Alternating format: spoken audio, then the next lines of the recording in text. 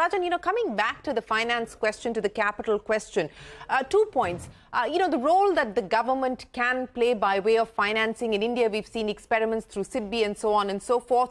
B, the role of capitalism per se, because what we have seen so far is, VC money like we've never seen before, especially in the last few years, which has also led to bad practices in many cases. So the lessons from the experience of the role that the government can play, the role that private capital can play as far as the startup ecosystem is concerned, what is it that you recommend going forward? Yeah, so I think on funding, one of the things, we looked at a lot of data as part of the Startup20 initiative, Shereen, and there were a couple of very interesting insights. One was percentages by GDP, but the other really interesting insight was of the $350 billion that will be invested into startups this year, 2023, that's the forecast, roughly speaking.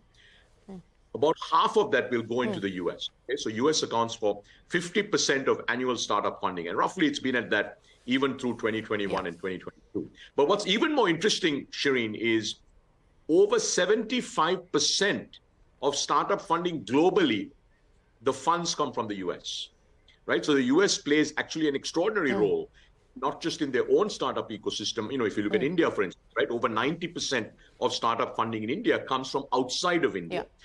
So I think that's very, very important. So in that context, I think it's very important for every government to step up to kind of fund startups in their ecosystem. And we think the approach that India has taken very successfully, which is to create, we started off with the 10,000 crore fund of funds to invest in local fund managers who would then go on to invest in startups. But today, actually, what's very interesting, Shereen, is if you look at across SIDBI, SBI, and several other funds that have been created, India today has over 50,000 crores of capital that is committed to invest in local fund managers who are going to invest in startups, right? So I think that's one clear role the government can do. I think the second is, look, basically policies that both encourage domestic capital. So for instance, encouraging institutions like the banks, the insurance companies, even the Provident Fund, for instance, to invest in venture funds, right? That could be second. But and then encouraging individuals. So,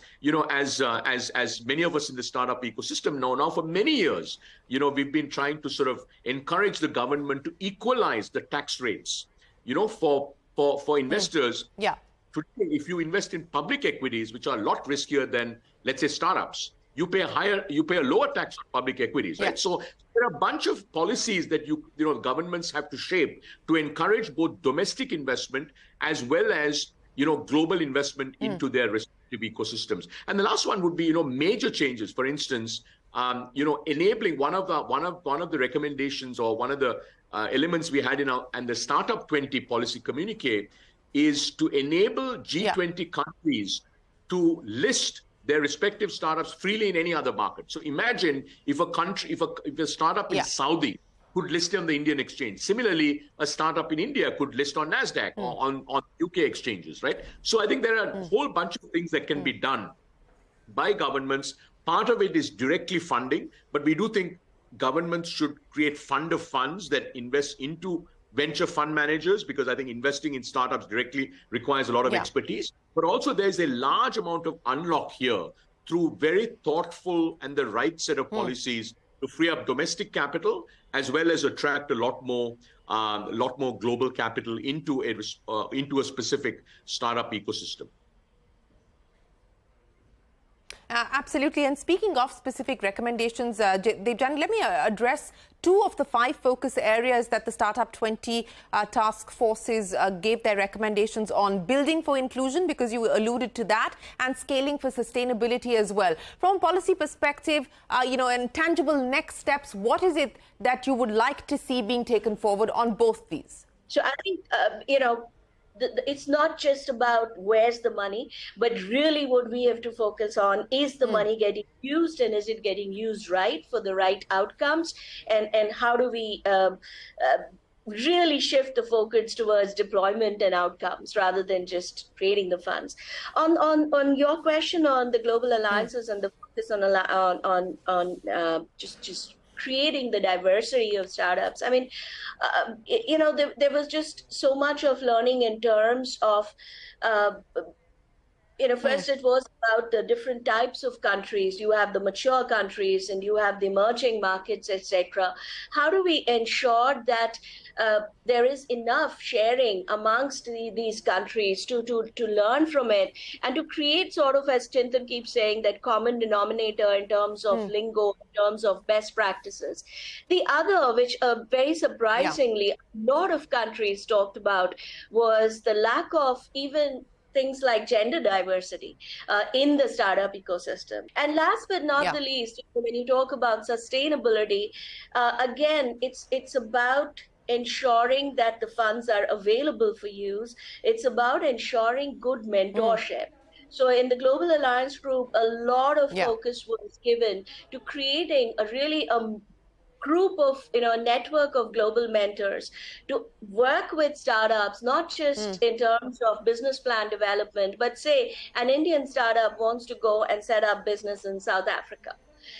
Rather than just trying to figure out everything by themselves, how do we get this mentor network to help? How do we create, and one of the things we discussed is creating sort of, these guidelines on entering different markets, right? So a lot of these things have been discussed. What's the role that you believe S20 can play in order to harmonize regulation, whether it's AI or crypto? So I think, Shereen, it's interesting you use the word harmonize, because, the highest level principle that we started out with from the very first brainstorm we had was that we want harmonization of the global startup ecosystem, but we want autonomy of local startup ecosystems.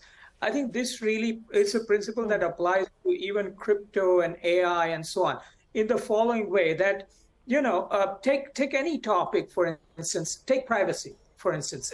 Privacy is framed as a commercial